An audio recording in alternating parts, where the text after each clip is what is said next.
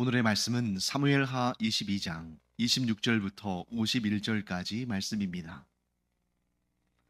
자비한 자에게는 주의 자비하심을 나타내시며 완전한 자에게는 주의 완전하심을 보이시며 깨끗한 자에게는 주의 깨끗하심을 보이시며 사악한 자에게는 주의 거스르심을 보이시리이다. 주께서 곤고한 백성은 구원하시고 교만한 자를 살피사 낮추시리이다. 여호와여, 주는 나의 등불이시니 여호와께서 나의 어둠을 밝히시리이다. 내가 주를 의뢰하고 적진으로 달리며 내 하나님을 의지하고 성벽을 뛰어넘나이다. 하나님의 도는 완전하고 여호와의 말씀은 진실하니 그는 자기에게 피하는 모든 자에게 방패시로다. 여호와 외에 누가 하나님이며 우리 하나님 외에 누가 반석이냐? 하나님은 나의 견고한 요새시며 나를 안전한 곳으로 인도하시며 나의 발로 암사슴 발 같게 하시며 나를 나의 높은 곳에 세우시며 내 손을 가르쳐 싸우게 하시니 내 팔이 놋화를 당기도다. 주께서 또 주의 구원의 방패를 내게 주시며 주의 온유함이 나를 크게 하셨나이다. 내 걸음을 넓게 하셨고 내 발이 미끄러지지 아니하게 하셨나이다. 내가 내 원수를 뒤쫓아 멸하여 싸우며 그들을 무찌르기 전에는 돌이키지 아니하였나이다. 내가 그들을 무찔러 전멸시켰더니 그들이 내 발 아래에 엎드러지고 능히 일어나지 못하였나이다. 이는 주께서 내게 전쟁하게 하려고 능력으로 내게 띠띠우사 일어나 나를 치는 자를 내게 굴복하게 하셨사오며 주께서 또 내 원수들이 등을 내게로 향하게 하시고 내게 나를 미워하는 자를 끊어버리게 하셨음이니이다. 그들이 도움을 구해도 구원할 자가 없었고 여호와께 부르짖어도 대답하지 아니하셨나이다. 내가 그들을 땅에 티끌같이 부스러뜨리고 거리에 진흙같이 밟아 헤쳤나이다. 주께서 또 나를 내 백성의 다툼에서 건지시고 나를 보전하사 모든 민족의 으뜸으로 삼으셨으니 내가 알지 못하는 백성이 나를 섬기리이다. 이방인들이 내게 굴복하며 그들이 내 소문을 귀로 듣고 곧 내게 순복하리로다. 이방인들이 쇠약하여 그들의 견고한 곳에서 떨며 나오리로다. 여호와의 사심을 두고 나의 반석을 찬송하며 내 구원의 반석이신 하나님을 높일지로다. 이 하나님이 나를 위하여 보복하시고 민족들이 내게 복종하게 하시며 나를 원수들에게서 이끌어내시며 나를 대적하는 자 위에 나를 높이시고 나를 강포한 자에게서 건지시는도다. 이러므로 여호와여, 내가 모든 민족 중에서 주께 감사하며 주의 이름을 찬양하리이다.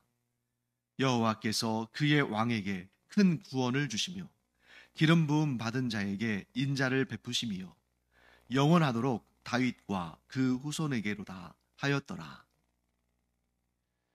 지난주 금요일에 이어서 오늘도 우리가 다윗의 인생이 담긴 그의 인생을 종합적으로 또 보여주고 그 인생을 총정리하면서 하나님을 찬양하는 그런 다윗의 노래 두 번째 시간을 우리가 함께 하겠습니다.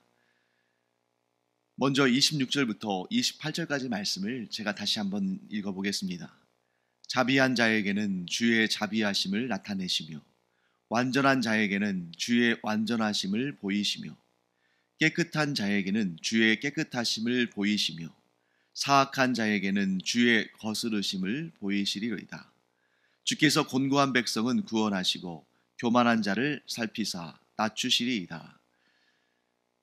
우리가 이런 하나님을 뭐라고 이야기하냐면 공평하신 하나님이시다, 이렇게 말합니다. 공평하신 하나님. 여러분, 공평하신 하나님 많이 들어보셨고 또 우리가 또 말하기도 많이 하죠. 그런데 하나님은 정말 공평하신 분이실까? 여기에서 말하는 이 공평이라는 개념은 모든 사람들을 똑같이 대하신다, 이런 말씀이 아닙니다. 자, 본문을 보면 분명히 하나님은 차별하고 계셔요. 우리는 하나님을 공평하신 하나님이라고 말하지만 하나님이 행하시는 일을 보면 하나님은 차별하십니다. 한번 볼까요? 26절부터 28절까지 말씀 보시면 거기에 자비한 자가 등장합니다. 완전한 자가 등장하죠. 깨끗한 자가 등장합니다. 그리고 곤고한 백성이 등장하죠. 이들에 대해서는 하나님께서 자비와 은총과 은혜를 부어주시죠. 칭찬하시고 상 주시고 복 주시죠. 그런데 사악한 자, 교만한 자, 이런 자들은 하나님께서 그들을 거스르게 하시고 또한 낮추시고 벌 주시고 책망하십니다. 이처럼 하나님은 차별적으로 사람들을 대하신다는 거예요. 그런데 왜 우리는 하나님을 공평하신 하나님이라고 정의하고 있을까? 그것은 하나님께서 어떤 사람의 신분이나 배경이나 외모나 재산이나 능력을 보시고 그들을 차별하지 않으시고 누구에게든지 동등한 기회를 주신다는 것입니다. 즉 하나님 앞에 설 때에 내가 유대인이라고 해서 더 특별하고 이방인이라고 해서 열등하고 내가 왕이라고 해서 더 특별하고 종이라고 해서 더 열등하고 내가 재산이 많다고 해서 혹은 사회적으로 성공했다고 해서 하나님께서 특별 대우를 해주시고 그 사람이 이름이 뭔지도 모르고 이 사회에서 정말 아무도 알아주지 않는 사람이라고 해서 하나님께서 그를 푸대접하시고 이렇게 하지 않으시고 하나님은 모든 사람을 그 외모나 배경으로 판단하지 않으시고 공평한 기회를 주신다. 그러면 그 공평한 기회가 뭔가? 그 마음의 진심이 어떤지를 하나님께서 보신다는 것입니다. 자, 예를 들면 이런 거죠. 어떤 사람이 좀 겉으로 보기에는 뭐 외모도 그렇게 자랑할 것이 없고 가난하고 또 사람들에게서 뭔가 인정받지 못하는 그런 정말 이름도 없이 빛도 없이 살아가는 사람인데 그럼에도 불구하고 자기가 하나님께 받은 은혜에 감사해서 자비를 베푸는 삶을 살고 은혜를 베푸는 삶을 산다면 그게 뭐 얼마나 크겠습니까? 가난하고 능력도 없으니까요. 그저 자기가 할 수 있는 범위 내에서 최선을 다해서 자비를 베풀고 은총을 베풀면 하나님은 그에게 반드시 자비와 은총을 베푸신다. 그런데 그것도 그 사람이 베푼 만큼 베푸시는 것이 아니라 그것과는 비교할 수 없는 풍성한 은혜를 베푸신다. 자비를 베푸신다. 그러니까 하나님께서 공평한 분이다 할 때에는 하나님께서 모든 사람들을 똑같이 대하신다. 이런 말이 아니라 하나님은 모든 사람에게 공평한 기회를 주셨다. 그의 배경이나 그의 뭐 재산이나 그의 업적이나 이런 것과 관계없이 누구나 다 하나님의 그 기준 안에서 자비를 베풀고 은총을 베풀면 하나님은 반드시 그에게 상을 주시고 복을 주신다. 이것이 바로 하나님의 공평의 의미인 것이죠. 이 하나님의 공평의 잣대는 바로 이것입니다. 우리가 다른 이에게 자비롭게 대하면 하나님도 자비롭게 대하신다. 우리가 사람들에게 은혜를 베풀면 하나님도 우리에게 은혜를 베푸신다. 반대로 어떤 사람이 사악한 마음을 품고 다른 이를 고통스럽게 하면 하나님은 그를 거스르신다.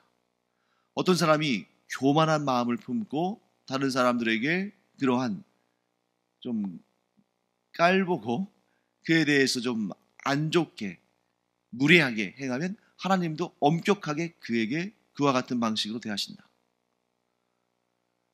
그러면 여러분, 여기에서 우리는 하나님의 은혜를 얻기 위해서 하나님의 복을 받기 위해서 다른 사람에게 선을 행하고 다른 사람에게 자비를 베풀고 다른 사람에게 은혜를 베풀어야 할까요? 물론 그것도 하지 않는 것보다는 훨씬 좋습니다. 하지만 하나님께서 기뻐하시는 심령은 어떤 심령이냐면 하나님께 받은 은혜에 감사해서 나도 기꺼이 은혜를 베풀고 자비를 베푸는 그런 사람을 하나님께서 기뻐하신다는 거죠. 그러니까 최악은 하나님께 은혜를 받았음에도 불구하고 은혜를 베풀지 않는 것이 최악입니다. 그런데 사실 하나님께 은혜를 받지 않은 사람은 아무도 없죠. 왜? 우리가 살아 숨쉰다는 것 자체가 하나님의 은혜의 결과니까요. 그럼 그보다 좀 나은 사람은 어떤 사람입니까?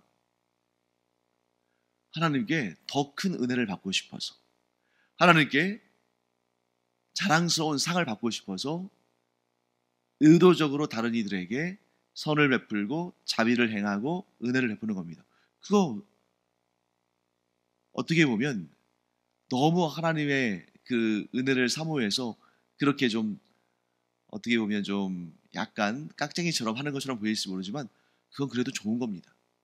가장 좋은 것은, 가장 좋은 단계는 하나님께 받은 은혜가 너무 감사하고 감격스럽고 기쁘고 행복해서 내 내면으로부터 저절로 은혜와 자비가 흘러 넘치는 거죠. 이런 사람이 가장 하나님을 닮은 사람이다. 이렇게 표현할 수 있습니다. 다음으로 다윗은 무엇을 노래하냐면 하나님은 나의 등불이시며 나의 힘이시다. 이렇게 고백합니다. 여러분, 등불의 역할은 무엇입니까? 예를 들어서 등불이 바닷가에 있다면 그 등불은 이제 등대의 빛이겠죠. 이 등대의 빛은 사람을 살려줍니다. 그래서 깜깜한 밤에 저 항구로 가야 되는데 거기에 등대가 없으면, 등불이 없으면 그곳으로 가지 못하죠. 그래서 생명을 살리는 그런 역할을 하는 것이 바로 등불입니다. 또 다른 하나는 뭐가 있냐면 올바르지 않은 길로 가지 않도록 막아주는 역할도 있습니다. 즉 생명의 길로 나아가도록 이끌어주는 역할도 있고 올바르지 않은 길로 나아가지 않도록 막아주는 역할도 있다. 다윗의 인생이 그랬다는 거죠. 하나님께서 그 진리의 빛을 다윗에게 비춰주셨기 때문에 다윗은 생명길로 나아갈 수 있었고 또 그를 악한 길로 끌고 가려는 그러한 사탄의 세력, 마귀의 세력, 악한 세력에게 쓸려가지 않았다는 거죠. 유혹받지 않은 것입니다. 이게 바로 등불의 역할입니다. 하나님께서 다윗에게 그런 등불을 허락하셨기 때문에 다윗이 구원을 얻고 악의 길로 빠지지 않았다. 이렇게 고백하고 있는 것이죠. 그러면 그 어둠을 밝히는 하나님, 다윗을 구원하시는 하나님, 그 하나님을 의지했던 다윗은 어떤 삶을 살았을까? 30절 말씀 한번 볼까요? 내가 주를 의뢰하고 적진으로 달리며 내 하나님을 의지하고 성벽을 뛰어넘나이다. 나에게 생명을 주시는 하나님, 나를 위험에 빠뜨리지 않으시는 하나님, 나를 악한 길로 가지 않도록 보호하시고 지키시는 그 하나님을 다윗이 만났기 때문에 항상 하나님을 의지했다는 거예요. 항상 하나님과 동행하기 때문에 하나님과 함께 위대한 역사를 이루어갔다는 것입니다. 그래서 저는 이 30절 말씀의 이 표현을 아주 좋아합니다. 내 하나님을 의지하고 성벽을 뛰어넘나이다. 사실 이 장면은 좀 군사적인 또 이런 전쟁 가운데 있는 모습을 묘사하죠. 그래서 말을 타고 그 험난한 적진을 향해 뛰어들고 그 높은 성벽을 뛰어넘는 그러한 아주 진취적인 모습을 그리고 있습니다만 오늘날 여러분과 제가 살아가면서 뭐 이런 전쟁터에 나갈 일은 뭐 거의 없지 않습니까? 그리고 앞으로도 없기를 간절히 축원합니다. 그렇기 때문에 이 속에 담긴 이 이미지, 하나님을 의지해서 말을 타고 성벽을 뛰어넘는 그런 장면을 우리는 이렇게 우리의 삶에 적용했으면 좋겠습니다.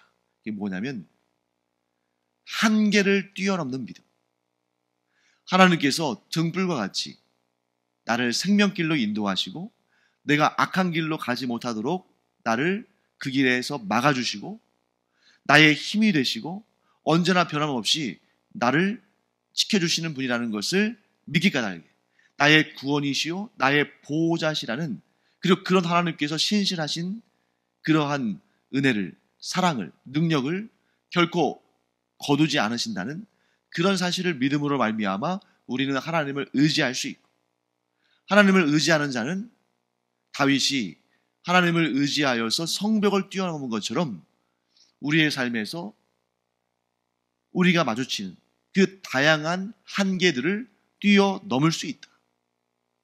사랑하는 성도 여러분, 우리가 우리의 삶을 돌아보면 내 힘으로 안 되는 거 얼마나 많습니까? 죄를 짓는 일도 마찬가지죠. 내 힘으로 죄 짓는 것을 막아낼 수 있다면 누가 죄를 짓겠어요? 좋지 않은 습관도 마찬가지죠. 내 능력과 내 의지로 그 좋지 않은 습관들을 내가 다 버릴 수 있다면 누가 나쁜 습관을 가지고 있겠습니까? 우리의 삶에는 또 내가 감히 이룰 수 없는 일들도 얼마나 많습니까?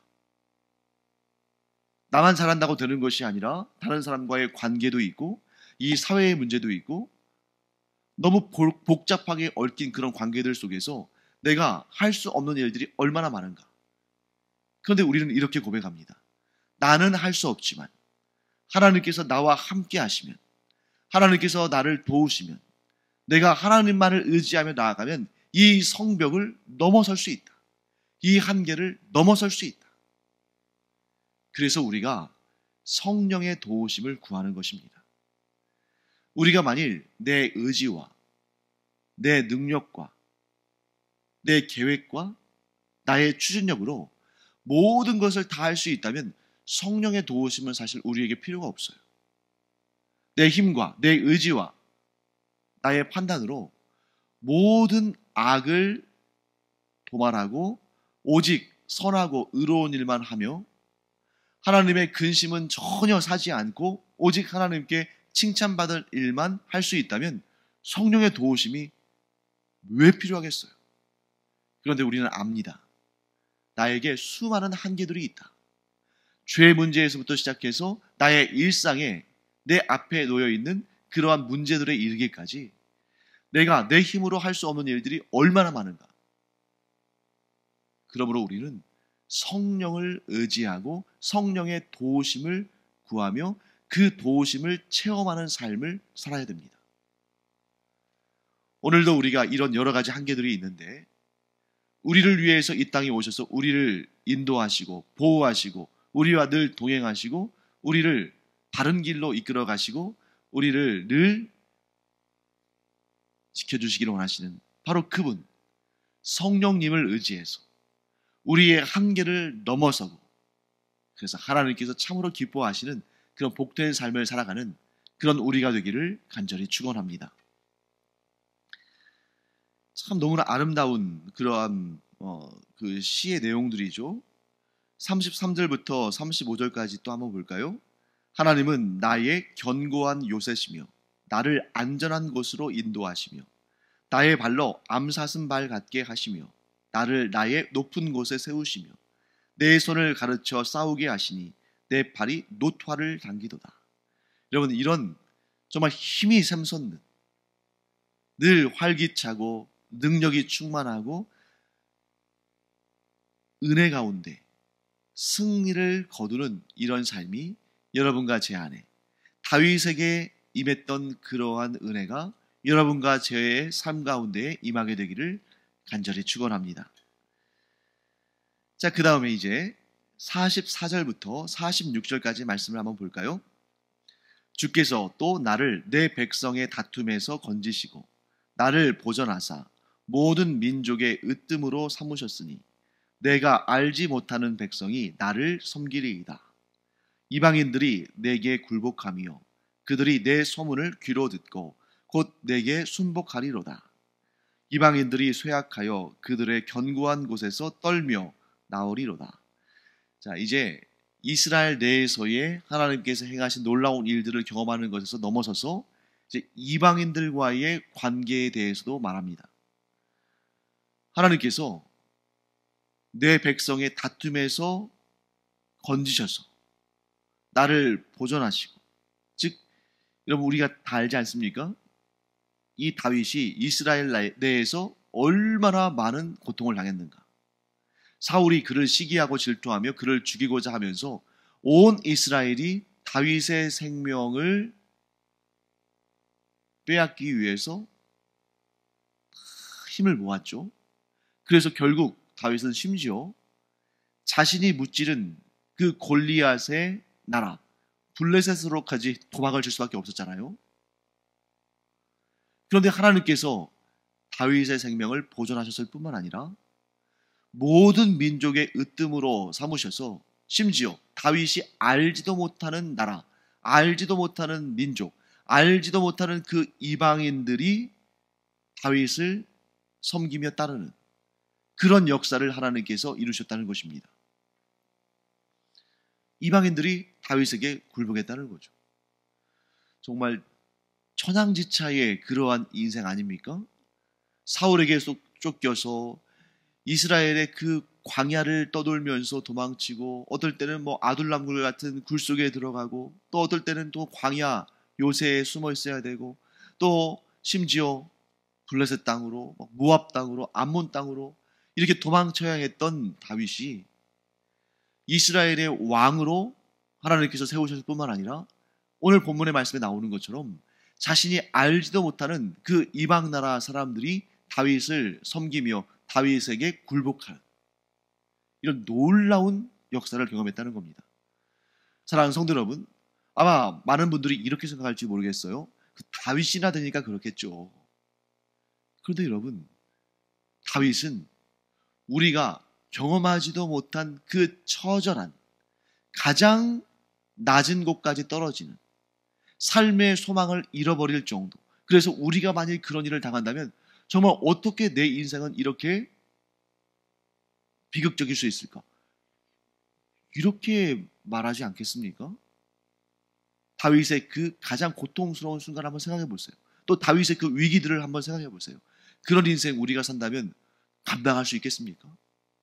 그런데 그러한 정말 처절할 정도로 바닥으로, 아니 바닥이 아니라 그 지하로 추락했던 다윗을 하나님께서 끌어올리셔서 높이시고, 심지어 그가 이름도 얼굴도 알지 못하는 이방인들이 그를 섬기게 하셨죠.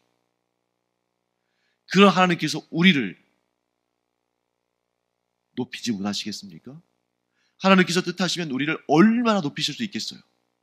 문제는 무엇입니까?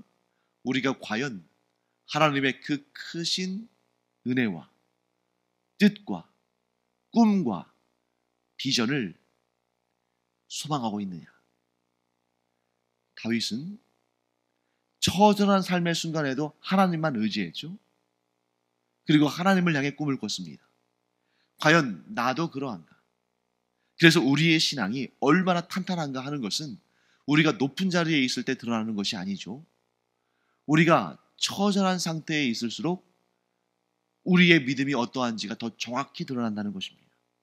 그러한 상황 가운데서도 하나님을 믿고 신뢰하고 의지함을 거두지 않는다면 그는 반드시 하나님께서 높이시며 그가 알지도 못하는, 듣지도 못한 그런 이방인들이 그를 섬길 정도로 하나님께서 놀라운 은혜와 복을 부어주신다. 이 사실을 우리가 꼭 기억하기 바랍니다. 뿐만 아니라 여러분, 이방인들은 어떤 사람들이에요? 하나님을 섬기지 않고 우상을 섬기는 사람들이죠. 그런데 하나님께서 우상을 섬기는 자들이 하나님을 섬기는 다윗을 섬기고 그 앞에 굴복하게 하셨습니다. 이 말씀을 우리의 삶에 우리는 적용할 수 있어야 돼요. 우리가 사는 세상 얼마나 많은 우상을 섬기는 사람들이 있습니까? 물론 그들은 나는 우상 섬기지 않는다 라고 말할지 모르지만, 그러나 하나님을 섬기지 않는다는 것이 곧 우상을 섬기는 것과 같은 것이거든요. 그런데 우리가 이런 우상을 섬기는 사람들과 함께 이 세상을 살아가면서도 우리는 항상 꿈을 꿔야 됩니다. 하나님께서 다윗을 들어 사용하시고 그를 높이셔서 우상을 섬기는 이방 족속들이 그를 섬기고 그 앞에 굴복했던 것처럼 내가 하나님을 올바르게 섬기면, 내가 하나님을 온전히 믿고 의지하면 다윗이 성벽을 뛰어넘었듯이 내가 이 모든 한계들을 뛰어넘고 하나님께서 주시는 놀라운 승리의 영광을 얻을 뿐만 아니라, 그렇게 되면 하나님께서 나에게 우상을 섬기는 자들이 굴복하게 하시고, 그들이 우리를 통해서, 나를 통해서, 하나님을 경외하는 나를 통해서 구원에 이르는 그런 놀라운 역사를 보게 하실 것이다. 이 꿈을, 이 비전을 우리가 결코 잃지 않기를 간절히 축원합니다.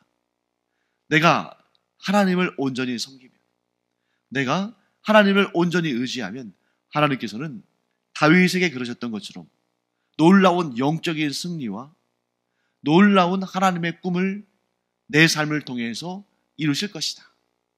이 믿음으로 담대히 나아가는, 그래서 오늘날 21세기를 살아가는 다윗과 같은 우리 모두가 되기를 간절히 축원합니다. 기도하겠습니다. 하나님, 주님의 은혜를 감사드립니다. 다윗이 그 절망적인 상황 가운데 있을 때는 과연 내가 이렇게 복되고 이렇게 영광스러운 나를 볼까? 그도 아마 온전히 다 생각하지는 못했을 겁니다. 그러나 그가 그런 상황 속에서도 끝까지 하나님을 믿고 하나님만 의지했을 때에 하나님께서 그를 들어 사용하셔서 얼굴도 알지 못하고 이름도 알지 못하는 이방인들이 그 앞에 굴복하고 그를 섬기게 된 것을 보게 됩니다.